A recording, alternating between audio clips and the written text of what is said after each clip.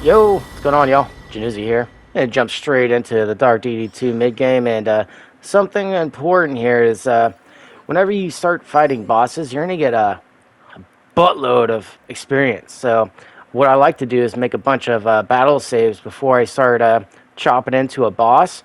And yeah, like you're going to see like this experience gets crazy, So good thing to do is make some battle saves before you start attacking any sort of boss or anything like that, because you're going to get massive experience and you will level up. And you're probably going to be looking for a badass level up like this.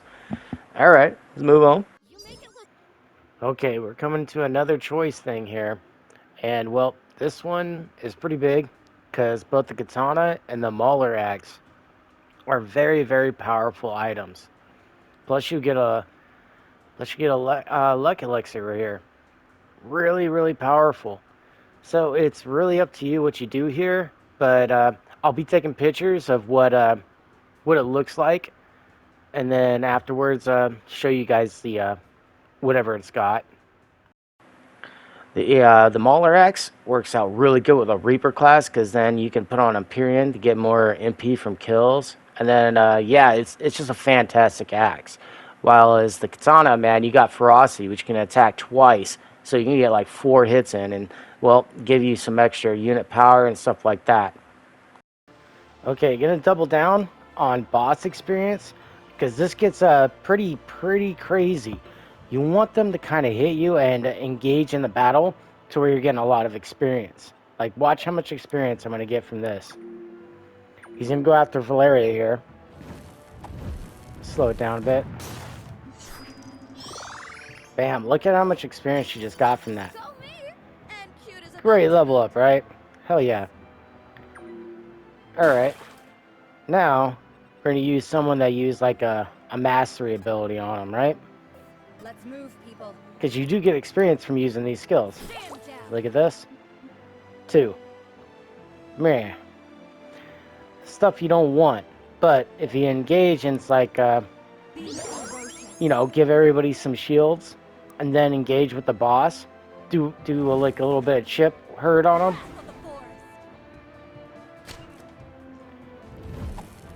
Let them hit us, and watch the experience level just go through the roof.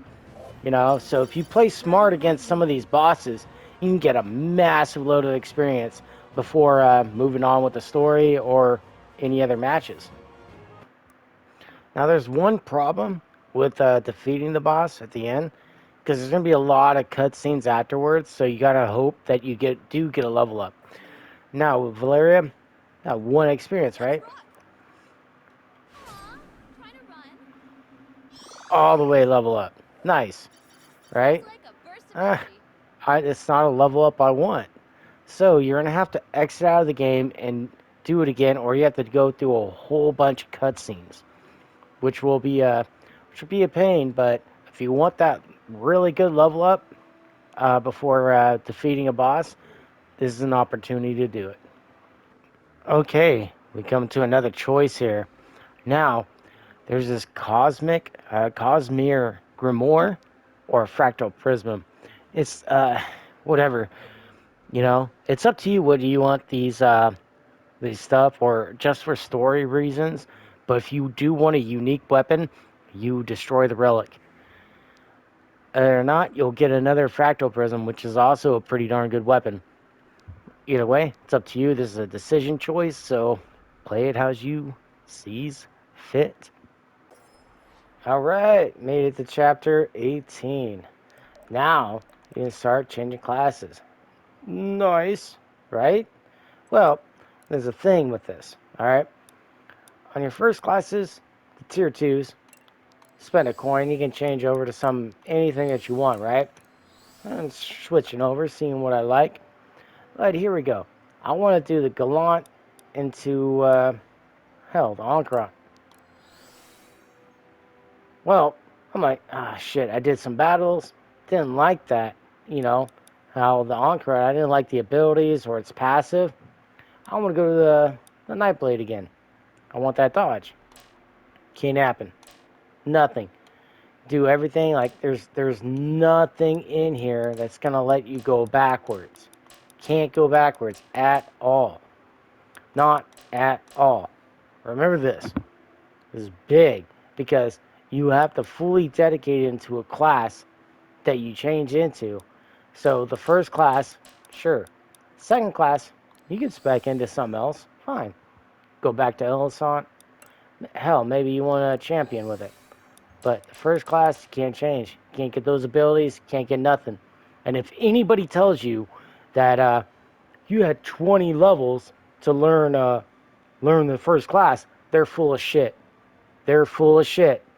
Okay, because it's all about comboing the first class into a second class. Bam. All right. So you can't go back at all. All right.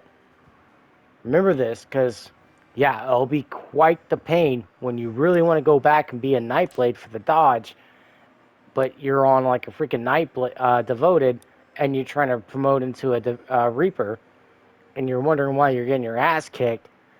That's probably one of the reasons. All right. So I'm throwing that out there. It's a big warning. Once you go from here, the tier 2 to the tier 3, can't go back once you promote. Remember this. You can always promote to another class once you got the ingots, but yeah, keep that in mind.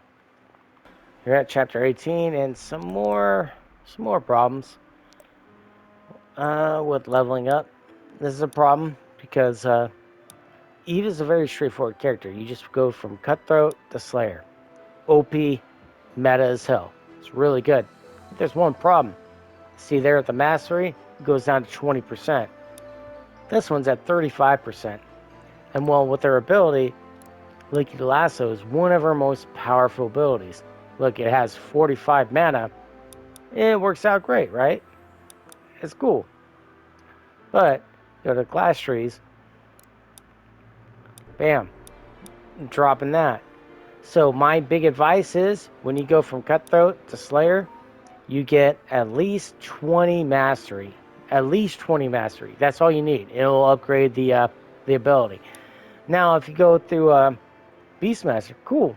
You can do that too. It's actually a pretty solid unit. You can actually do it pretty well. So let's do that. There's one big problem. You can see here, command pet costs half mana. Well, that doesn't apply to all pet commands. Well, it only applies to the red abilities. That's a problem, because the Licky Lasso is one of her best abilities, and well, as you can see, it's still 45 mana to cast it. Pain in the ass. Alright? So, when you go here, make sure you get 20 mana. Go back to Slayer. This is what you want to do. Cutthroat to Slayer. And yeah, you can play other classes. You can play however you want. But I'm just showing you what it looks like when you're trying to do it. Okay, now I talked about some of the negatives, and there's still some more. But one of the big unnegatives, and not a problem, is just like, seriously, making Zanele straight into Beastmaster. You're set. There's no problems at all. Except one thing, like you're probably lowering down their mana due to the command capuchin. You don't need to do that because, man, you're only saving 5 mana. So you're going to change this to do more damage and give you the 80, bam, 80 gold. You're getting 306 gold, doing a shitload of damage, and it only costs 25 mana. It is a damn good move. Now remember, when you upgrade a unit, you want to start investing some other stuff. Like honestly, yeah, I could find a unit that like bam, give you some health back. But you don't want to totally use up these resources because you can spread them out. Basically, with her, you're going to be using Command Capuchin all the damn time, so you're always getting money. Okay, now that you got Zanele up to Beastmaster, you already got the in-game weapon by now. This is the recurve bow. And well, this comes with very powerful piercing, which, yes, very nice. And then the shrink. This ensures that you don't get doubled, But you can change it up because I told you guys earlier in the first video, just try to level up her speed and her mastery. Those are the only two things you care about. Okay? Speed and mastery. Put on shrink, and then you might be doubling some extra units that you didn't think you might be doubling. This piercing, it goes through anything. Like the heavy armor units, bam, you're set. You're going to be one-shotting everything. It's an in-game weapon for Zanele. All right? Remember this. This bow is, yeah, it's the in-game weapon for Zanele as a Beastmaster. Okay, before I go over, it's like fully upgrading some units, because you already upgraded Zanele here, right here, or whatever unit that you really want to do. But there's you got 3 ingots to actually do this, and you also got Horon. He's great, and then you can start doing dancer moves. Basically, it will refresh an ally's turn. This is very, very powerful, and it's gonna work out massively, incredibly well. But it's, as I said, it's only chapter 18. So you only got a few to work with. But here's the thing. There's some few characters here that might get you a little bit wondering about their abilities and what kind of changes up the game here. It's going to be Mashal, Ayaya. Eve, straightforward. I didn't cover her in the first video. But yeah, she's just massively crazy killer. And yeah, she devastates stuff. Gwen, yeah, you're not going to be worried about some of your killers already. They're going to be, yeah, they're going to be set. So some of these characters are going to be like, do I want to upgrade them? Or do I want to wait and see what they're really good at? Well, let me get you covered here. Now, besides being an absolute badass unit inside the battlefield, Eve kinda is like my favorite, what I like to call the love connection. Ba ba ba ba ba da.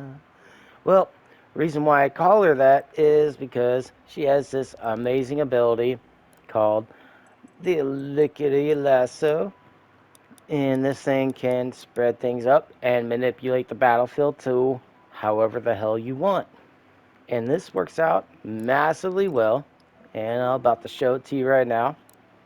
Like, honestly, I want to get these 3 love connections going here, like raise their bond levels up, and well, she can manipulate it. If you want to do it too, you can try, getting these guys, hit them up. Look at the hearts, heartsies, heartsies, cool. Now she Death moves up, comes. bam. Yeah, you just want to Combat. manipulate the battlefield, really, to tell you the truth, and she works this out fantastically well. So what you want to do is basically use the lickety Hurt, lasso God. bunch, and This yeah, will hurt. This will once hurt. you see these hearts here, bam, get them hearts working. You know, and she's the best way to do it. She is the love connection. Sloppy work. Let's talk about Mashal.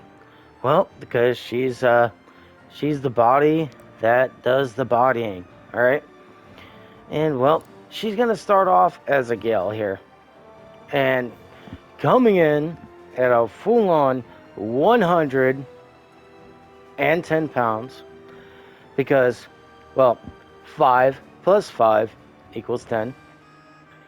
We do math here, folks, and, well, that's what we like to do. And, well, sometimes you're going to change over to a conduit. And what I like to do with the conduit is because of this fine, fine ability here, chain lightning. Because when you kill folks, it gives you a buttload of experience. And that matters because you want to level her up pretty quickly because she comes with this nice passive here, noble effect, gives her 15 dodge and 15 accuracy when an enemy is a lower level. Very, very good. And then also with this passive, the flame effusive infusion. Blah blah blah blah. I mess up sometimes. Happens. But it gives you critical, and it causes 0 MP. But when you do hit with a critical ability, it will spend MP. So you look at the abilities here, Flame Infusion. Well, you want to decrease the mana efficiency. So you just lower it by 5. So every time that she hits a crit, now it's decreased by 5. Instead of 20, it's 15. Then later on, you're going to want to do the crit mastery scaling. This might be tempting, but don't do that because later on when you build her up, yeah, it's going to overlap that very, very, very easily. But there's one thing that comes into mind when you play this. Okay, with the weapons, like I have Arthur equipped with her weapon when she came in with a gale. Back in chapter 3, you can get this weapon, but she comes with this equipped. That's why I say it's not a very special weapon. You're always going to get this every playthrough.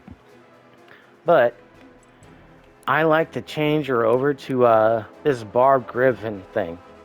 Well, because the ferocity lets her hit 4 times if she has enough speed. Sometimes you'll just double. And then barbs for extra critical. Nice, nice. And it works. Why? Because this critical ring here, yeah, I mean the kindling ring, well, spending mana on abilities grants 1 power for this chapter. Well, Mashal abuses the ever-living shit out of this out of any other character in the game. This is insane. Now, I like to give her the attune ring, but later on I like to change it out. But right now, since it's still early game, it's mid game actually. It's not early game, it's mid game. But the kindling ring is crazy. And it's better if I just show you than just tell you. Alright, let's show why this kindling ring here is so busted on Mashal. It's mainly because the flame infusion ability. And because it costs 0 MP. Now I'm just going to use it real quick. Nowhere to hide. And then I'm going to wait. Well, usually you won't want to do this, but I'm just trying to showcase how this works. Now you can see right there on the bottom left, right above her name, I got power increased by 1 from using 0 MP. Or mana, sorry. So used to Final Fantasy. But yeah, you see how it is. But right now I'm going to just use some units, beat these guys up, and move on to the next turn. Alright, next turn's here. Now what we can do is just beat this guy up. Now this may not look like much, right? Doesn't. So let's look back. She got kindled by 1 power, and trust me, you can do this more aggressively. I was just doing this as a showcase.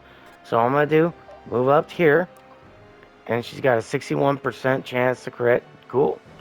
Let's see how it works. Okay, this is 1. Bam.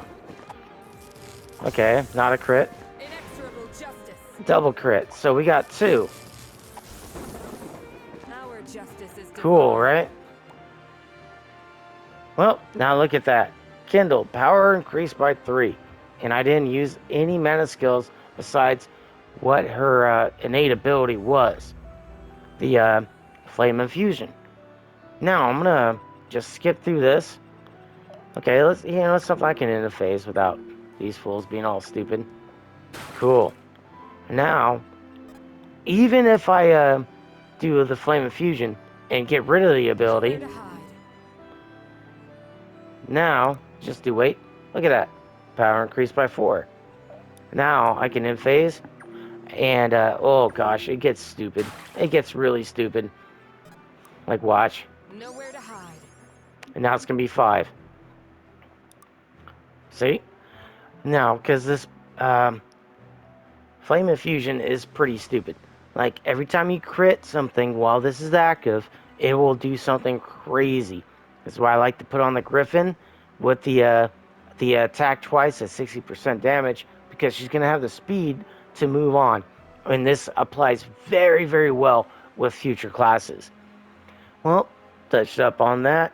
And well, I guess the 5+5 is doing its work. Okay, let's go over the first actual true sniper in the game. The first chance that you can actually get a sniper in the game. And, well, that's Ayaya. Ayaya! Well, there's a thing here called Hellfire. and well, it reaches massive range when yeah, you do ability like demonic call. And well, her passive can be kind of tricky for people to understand, so I have to show it in combat. But let's go over her class tree just to show it off real quick. She starts off as a warlock, very very good, and well, there's some other things I got to showcase in this to actually yeah, to make full sense of this, because if I don't, you're not gonna understand. All right, let's talk about how busted Ayaya is here. And what I like to call her is a revved up unit. You gotta rev them up, you know, get them going, get them going. All right, see there? She got +9 from all the stats that she did with the Monocall. Well, it's kind of tricky, and a lot of people might miss out on this. So this is why I want to explain this. She's one of the revved up units, and so is Mashal. Not as much as Aya is, though. You can really do some crazy stuff with Mashal that doesn't need to get revved up. Aya, yeah, she needs it. She has to spend her first turn to actually get revved up. Well, that's because of her passive. She gets blind, poison, yeah, all these effects, they work in reverse. That's because of demonic call. And I like to use both the the mana down. So because it'll max out at 30 in all these stats here. So later on, once you get further into the game, you can only max it out at 30 plus 30. But that's all these stats. Like every single one of these stats plus 30. It's insane. Now, what you want to do is have her with the Inferno Ring in the beginning. Once you get her, Inferno Ring and Farseer Ring. This makes her the first effective sniper in the game with Hellfire. Now you can see I can already reach 1 to 6 tiles, and she's going to snipe them for a good 78 damage. Well, let's move on to the next stage in this battle, and I'll see you there. Ready to roll. Now you saw that the abilities was only 6 last time. Now I'm doing damage to 106 and 7 tiles away. That's because I ramped up the abilities. Like I said, later on in the game, when you start increasing her mastery, this won't be an issue. You can probably do this in like 1 to 2 turns, or even 1 turn if you really focus on this. So, let's do this. Okay, now you might thinking, okay, I got a +30 on all my stats. How do I maximize that even more? Well, enter Horon here, Mr. Renewal, and bam, you just want to give him this. Well, you view the unit, and the brightening ring is going to do that. Prophecy ring is pretty good. Just give him some more accuracy. That's it on that one. Now, abilities, 130, 7 tiles away.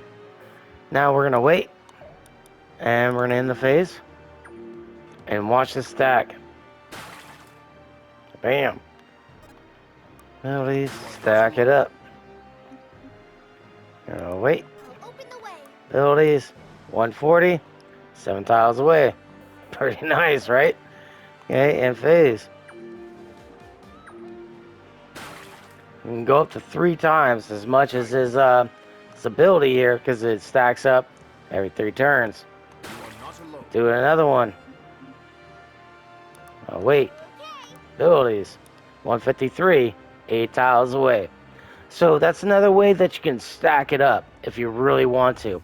And oh my goodness, so like literally this is crazy. Like honestly, it's like goodbye. And she can do this. Yeah, it's an early game sniper without needing to go up to being a sniper. Okay, quick warning. You can see his attack range. Whenever you come into range of somebody and you enter combat, they're gonna attack you, right? And well, yeah, it's not gonna be too well for them. His stats are like super freaking high, it does get rid of all that. Okay, so look at the stats. Bam. You ain't getting much out of it anymore. So what you can do is just reset it, right? Bam. Just remember, it goes away. And right here, oh my goodness, this is a badass level up. Besides, nope, it's not a good level up because I didn't get speed. But yeah, okay, I'm gonna show you something different with Ayaya here. Oh yeah, did I mention that? Oh my goodness, good old warlocks can be tanks. Hmm. Um, little something you guys might have missed out on here. Let's show it. Okay, now this is why I keep telling you guys to raise up her speed, not her defense, not anything like that at all. Okay, so if you actually raise up her speed, she can double down on her moves. And with an early game weapon like the Crystal Focus, she can attacks restore 3 mana and then also applies 2 poison. Well, with this, you're gonna get your HP back with this class. So what we're gonna do, just move up. Actually, I'm gonna wait this and let these fools attack me. I'm just in the phase here. Show you just how much of a tank she can be. Thank you, thank you. Bank. See that? With only okay, here, just to reiterate, she only has 4 defense, right? Well, she's getting all that back because her passive ability right here, Black Flame, poison enemy, heals Indians for the damage, right? Bam. It's pretty crazy. Like I said, this demonic mode, she can be a tank. The only problem is when people can double her, and that's when yeah, that's when she can die. So you gotta be careful of that. Alright, what sets Aya above the rest is basically that she can be the ultimate battery. Just with her ability, and yes, right here with the ancient writ. Very crazy. Alright. So what I like to do is lower down the mana cost. Now later on in the game you can increase this, but you're probably not gonna need it because she already has that covered. Let me show you here in a battle. Okay, inside this battle, you're probably not saying like, yeah, it gives you 42 mana, right? Well, my whole goal is just keep raising it. Alright, now look at the unit info. Now it's going to go up by 52. And, well, it's going to keep raising quite a bit. So, let's move on. I have good old Horon casting some skills on me here. Now it's up to 58. Big difference. So we're just gonna move up. We're not gonna attack. Second time using this. Just gonna wait. Here we are. Bam. 84 mana. Bam. Recharge. Ultimate battery here, y'all. Seriously. It's massive. And honestly, later on in the game, it's not gonna matter about getting her stats up super high by using Demonic Call too much. It'll just come naturally. Because a lot of your units aren't gonna need 84 mana. They aren't. So keep that in mind. Okay, let's talk about Zuhair and why I'm not mentioning him too much. He has great passive ability with movement +1, and then also a good personal ability, spin partner. Basically, he just moves the unit. So if there's a unit that attacks another unit, right, they wait, and they're kind of in the way. So he can rush up, spin the partner, and then he can attack that unit without worrying about the block. His his best class would probably be straight into monk into the ascendant. He's not that level yet, so I'm just gonna use her as an example. So you go monk into the ascendant, and yeah, this is a very powerful thing for Zuhair here. Now, only reason why I'm not picking him or Saxon for this going forward is because their passive and their personal ability isn't exactly what I'm looking for. And plus, I'd rather make Mashal a Stormkeeper so she can be self-sufficient with her mana. And this works out really good, but Zuhair and Saxon aren't going to pick up on that because good old good old Mashal already has all the abilities I'd really want from her. She's got the extra dodge, and then she has the flame infusion, which really goes crazy with this kindling ring. So that's one reason why I'm not using him, even though I love his passive and his personal ability. Saxon does fall off because his passive and his personal ability are not that good going forward. And plus, there's going to be another unit that's easily going to be taking over the unit of the Ascendant and Monk here later without relying on this ring here, the attuned ring. I have it on her for right now because I'm still leveling up. Later on, I'll probably take it off. But yeah, that's Zuhair. And the reason why I'm not using him or Saxon is mainly because Mishal's already taken care of that. And then later, there's going to be another unit that will easily take over the Monk and Ascendant class. Okay, let's talk about party potential and some crazy stuff that can happen. Look, okay, I had her. Usually, I like to keep throughout most of the early game to mid game her as a Nightblade. But having her as devoted changed my mind. This is the only reason why I got these stats here. Look at these stats here. These are freaking insane for her. This is a big step up. Now, if I'm gonna level her up, I'm going Gallant. And then I'm gonna go Ellison. Alright? Valeria is the best sniper in the game. Why? Because she's so easy to get her mastery up. Look at this. Alright? Look at this. 2 to 9. Turn this down. And then turn up the scaling. 2 to 8. 8 isn't too big, right? It ain't too far away. But trust me, every little tile they will feel. Alright?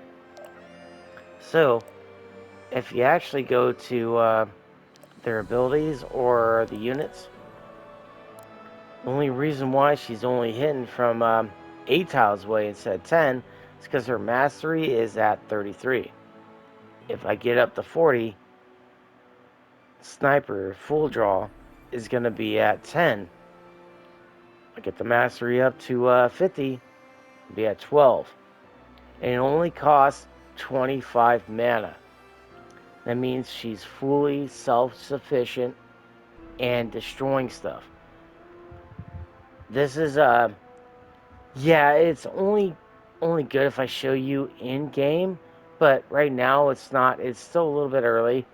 So mainly what I like to do is not do that. So I'm gonna load this game up. I don't want it to be that way just yet. I could go straight into it, but I'm not gonna do it. The big ones is I wants to make sure we got ourselves some wave tide colors, wave seers and the tide colors. Now with a Horon, yep, go straight into it. Ain't even to think about it. Good stuff. You want to do this with him because it's just, yeah, it just works out so damn good, so good. With Cassandra, you might want to double think. Going straight from Wave Seer into Tycaller. Just like hold off a bit because the Elementalist into the Tidecaller is very powerful. Reason being, Elementalist gets 4 power with every time they use an ability, right? But anytime you enter combat, that's all gonna disappear for one super mega supernova powerful attack. It's gonna destroy stuff. And there's a weapon later that you can get, but it's like super in game that increases your damage by your mastery. And oh gosh, and that's insane. So, but take care with upgrading your classes here. All right, that's my big advice. Okay, I think that's all I'm going to cover for now. But this is just mid game, so there's a lot of stuff. I haven't spent these ingots yet, and I'll be doing that here soon. But I should just do this with Mashal real quick, straight into Stormkeeper. But yeah, because well, her abilities get very stupid here because the lightning strike is also a heal, and then the storm rider here, I just like to lower its cost. You know, bring other units in while she's just doing her thing. You know, it's really cool stuff. You know, so you can also lower down this. But yeah, that's all I'm gonna be covering like here for now. I still got another ingot, but I'll be using that here later as I advance through the story, and then make the next video about the late game. And yeah, the main reason why I'm making these videos about this game because I've seen some other videos, and well, I like some of the people that make these videos, right? I'm not here to talk trash. I'm just saying that the videos that they made about this game in particular are ass. Are absolute ass, man. They suck. You know, that they don't know what the hell they're talking about, especially with Gwen calling her mid. She's the best tank in the game. Her and Eve, man, it just works out so good, you know. And then also Valeria, it's like they don't they miss the plot, okay? That's all I'm going to say on that. Love them, but honestly, they just got this one wrong. That's all I'm going to say on that. And well, I bid you all farewell and adieu. And well, later.